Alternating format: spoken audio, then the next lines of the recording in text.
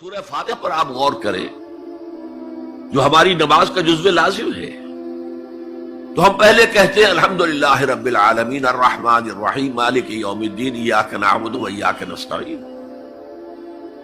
یہ ہدایت تو ہمیں پہلے ہی ملی ہوئی ہے۔ پھر جو ہم کہتے ہیں اہدنا الصراط المستقیم، اللہ کو ہم نے پہچان لیا، اسے رب العالمین مان لیا، اسے رحمان مان لیا، اسے رحیم مان لیا، اسے روز جزا کا حاکم مطلق مان لیا،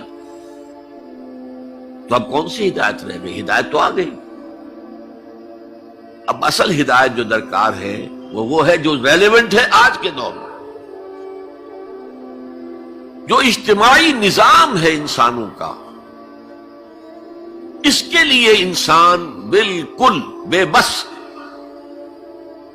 اس کی عقل جو ہے اجتماعی نظام عدل قائم نہیں کر سکتی۔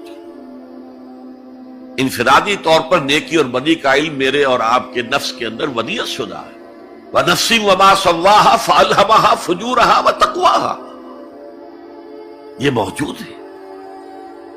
لیکن یہ کہ معاشرتی نظام میں عورت اور مرد کے درمیان کیا توازن ہو، ان کے حقوق و فرائض کا توازن،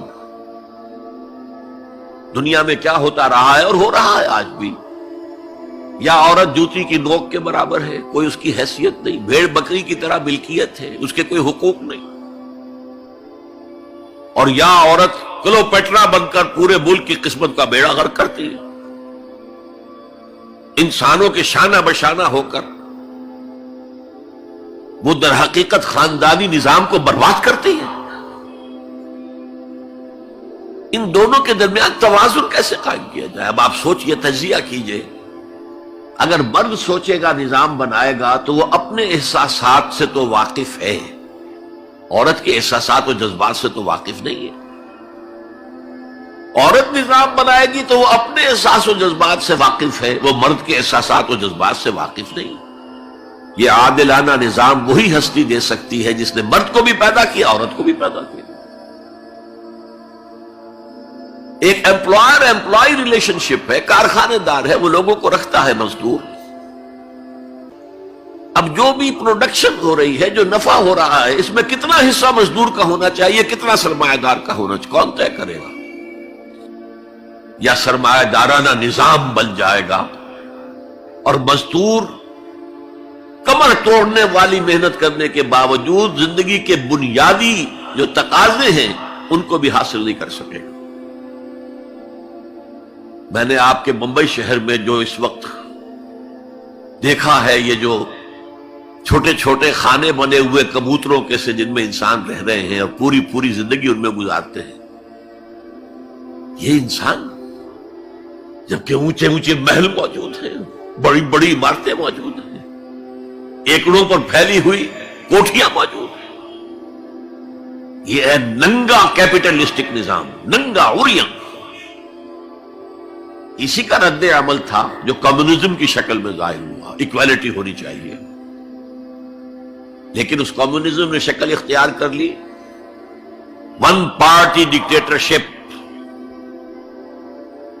تمہیں کوئی حق حاصل نہیں ہے، نہ کچھ کہہ سکتے ہو، نہ تنقید کر سکتے ہو، نہ رائٹ آف ایسوسیشن ہے، نہ right of expression of opinion ہے، بس کام کرو، تنخواہ لو، روٹی کھاؤ، اللہ اللہ خیر سلا۔ یہی وجہ ہے کہ وہ نظام بھی مر گیا۔ اسی طریقے سے کسی بھی نظام میں اگرچہ حاکم مطلق تو اللہ ہے، پھر بھی کوئی نظام آپ بنائیں گے تو کچھ حکام ہوں گے، اولو الامر ہوں گے۔ خلافت راشدہ میں بھی تھے نا، امیر المومنین تھے، اولو الامر تھے۔ عوام میں اور ان کے درمیان حقوق و اختیار کا توازن کیا ہو، کون طے کرے گا؟ اولو الامر تو چاہیں گے سارے اختیارات ہمارے پاس ہوں، ٹوٹلیٹیرین سٹیٹ قائم ہو جائے گی۔ عوام چاہیں گے ہمارے پاس ہوں اور ہمیں اتنی آزادی ہو کہ مادر پدر آزاد ہو جائیں، جو چاہیں کریں، ہومو سیکشول ہو جائیں، ہومو سیکشول میرجز کریں، ہمیں کوئی روکنے والا نہ ہو۔ تو میں نے آپ کو بتایا اجتماعی نظام کے یہ تین گوشے ہیں، معاشرتی نظام، معاشی نظام، سیاسی نظام۔ آج کے انسان کی اصل ضرورت یہ ہے اس لیے کہ اس طرح کا ہمہ گیر نظام اس سے پہلے تھا ہی نہیں، لوگوں کو آزادیاں تھیں۔ آج آپ کا پورا تعلیمی نظام بھی اسی نظام کے تحت ہے۔ آپ کہاں لے جائیں گے اپنے بچوں کو؟ آپ ان کے حوالے کر کے اپنے ہاتھ دھو لیتے ہیں۔ You wash your hands of your children. وہ نظام جو چاہے گا بنا دے گا ان کو۔ گلا تو گھونٹ دیا اہل مدرسہ نے تیرا، کہاں سے آئے صدا لا الہ الا اللہ؟ کیا کریں گے؟ انہیں کہیں کسی تہخانے میں تو بند نہیں کر سکتے۔ آپ اپنے گھر میں ٹیلی ویژن نہیں لائیں گے، وہ جا کر دکان پہ دیکھیں گے۔ جب تک نظام درست نہ ہو، اور نظام کی ہدایت ہے جو قرآن نے دی ہے اصل، ورنہ اخلاقیات کا معاملہ میں آپ سے عرض کر دوں کہ یہ تو نوع انسانی کی مشترک میراث ہے۔ سچ بولنا اچھا ہے، جھوٹ بولنا برا ہے، کون نہیں جانتا؟ کیا ہندو نہیں جانتا؟ کیا بدھ مت کا پیرو نہیں جانتا؟ وعدہ کرنا اچھا ہے، وعدہ خلافی بری ہے، کون نہیں جانتا؟ عیسائی نہیں جانتا، یہودی نہیں جانتا، سب جانتا۔ بیسک ہیومن موریلٹی تو ہمارے اندر ہے، جیسا کہ میں نے آیت آپ کو سنائی، وَنَفْسٍ وَمَا سَوَّاهَا فَأَلْهَمَهَا فُجُورَهَا وَتَقْوَاهَا۔ انسان کا نفس جو اللہ نے پوری طرح تیار کر دیا، نوک پلک سنوار دی، اور اس میں نیکی اور بدی کی تمیز ودیت کر دی۔ لہذا اصل ہدایت ہے آج جس کی ضرورت ہے وہ اجتماعی نظام۔ 2 منٹ اور لے لوں آپ کے۔ 300 سال سے انسان اسی اجتماعی عدل کی تلاش میں ادھر سے ادھر ٹھوکرے کھا رہا ہے۔ کوئی 250 برس سے زیادہ ہو گئے ہیں۔ فرانس میں انقلاب آیا، کیوں آیا؟ یہ بادشاہت، چیمانی دارت۔ بادشاہ کون ہے؟ وہ بھی انسان ہے، ہم بھی انسان ہیں۔ اسے کیا حق ہے کہ وہ حکومت کرے؟ لہذا انقلاب آیا، سخت خونی انقلاب آیا، لوگوں نے چاہا کہ عدل ہو، لہذا فرینچ ریولوشن آیا۔ لیکن چونکہ وہ ریولوشن یک طرفہ تھا، صرف سیاسی نظام بدلا، معاشی نظام نہیں بدلا، سود موجود رہا، لہذا اس کے بعد کیپٹلزم کی لعنت مسلط ہو گئی۔ پہلے لارڈز اینڈ بیرنز اور بڑے بڑے زمیندار اور جاگیردار سروں پر مسلط تھے، اور اب کارخانے دار اور کیپٹلسٹ مسلط ہو گئے۔ آج کی جمہوریت کیا ہے؟ دس از دی ڈکٹیٹرشپ آف دی کیپٹلسٹ۔ یہ تو اصل میں کیپٹلزم ہے، کیپٹلسٹ کی ڈکٹیٹرشپ ہے جو اس وقت ہو رہی ہے۔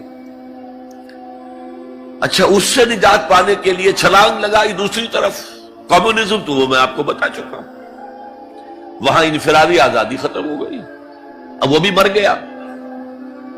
اب فوکو یاما نے تو کتاب لکھ دی اینڈ آف ہسٹری، بس ثابت ہو گیا کہ ہمارا نظام لبرل سیکولر ڈیموکریسی اور انٹرسٹ بیسڈ کیپٹلزم، اس سے بہتر کوئی نظام ہے ہی نہیں، سب ختم ہوگا۔ لیکن ایک نظام ہے جس کا انہیں اندیشہ ہے، جو ابلیس کی زبان سے اقبال نے کہلوایا تھا، ہے اگر کوئی خطر مجھ کو تو اس امت سے ہے جس کی خاکستر میں ہے اب تک شرار آرزو۔ خال خال اس قوم میں اب تک نظر آتے ہیں، وہ کرتے ہیں اشک سحر گاہی سے جو ظالم وضو۔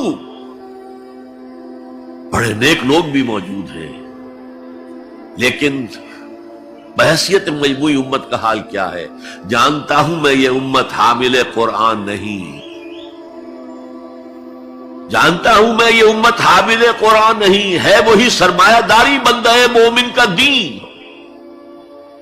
جانتا ہوں میں کہ مشرق کی اندھیری رات میں بے ید بیضا ہے پیران حرم کی آستین، پیر ہیں، مرشد ہیں، ان کی آستینوں میں ید بیضا نہیں ہے، حضرت موسیٰ والا۔ بہرحال فوکو یاما کی نفی کی پھر بعد میں، اور کتاب لکھی گئی کلیش آف سیویلائزیشنز، تہذیبوں کا ٹکراؤ ابھی آئے گا۔ تو میں اس سے زیادہ اس ایشو پر نہیں جانا چاہتا۔ ہدایت، انفرادی ہدایت بھی قرآن میں ہے، اور سب سے بڑھ کر اجتماعی ہدایت جس کی آج کے انسان کو سب سے زیادہ ضرورت ہے، سسٹم آف سوشل جسٹس جو صرف اللہ دے سکتا ہے۔ اس لیے کہ کارخانے دار بھی اسی کی مخلوق ہے اور مزدور بھی اسی کی مخلوق ہے. جو اولو الامر ہے وہ بھی اسی کے پیدا کرنا ہے اور جو عوام ہے وہ بھی اسی کے پیدا کرنا ہے. مرد بھی اسی کا پیدا کرنا ہے، عورت بھی اس کی پیدا کرنا ہے. جیسے ایک حدیث میں آتا الخلق عیال اللہ، تمام مخلوق اللہ کے کلبے کے مانند ہے. وہ عدل دے گا، وہ سوشل جسٹس دے گا، وہ توازن دے گا آپ کو معاشرتی نظام میں، معاشی نظام میں، سیاسی نظام میں. اس کا نتیجہ چوتھا جو نکلے گا رحمت للمومنین، اب وہ رحمت ہوگی آخرت.